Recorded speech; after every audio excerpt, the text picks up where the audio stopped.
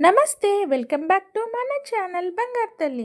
వానలతో పచ్చదనంతో ప్రకృతి అంతా ఎంతో అందంగా ఉంటుంది.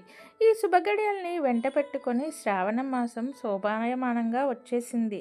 ఈ మాసంలో స్త్రీలది అవినాభావ సంబంధం ఉంటుంది. పెళ్ళిళ్ళు, పండగలు, నోములు, వ్రతాలు, పేరెంటాలు ఒకటేమిటి, అన్నింటా మనదే సందడి. ఈ విశ్వావసునామ సంవత్సరంలో శ్రావణ మాసం శుక్రవారంతో ప్రారంభం అవుతుంది. ఈ నెలలో ఒక్కో రోజు ఒక్కో రూపంలో సమస్త దేవతామూర్తులను కొలుస్తాం.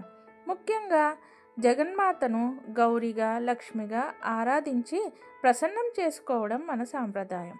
శాంతి, ఆహ్లాదం, ప్రసన్నత, నిండుతనం, సహనం వంటివెన్నో లక్ష్మీదేవి సుగుణాలు. వీటిని తమలోనూ పెంపొందించుకోవాలని పూజలు, వ్రతాలు చేస్తారు.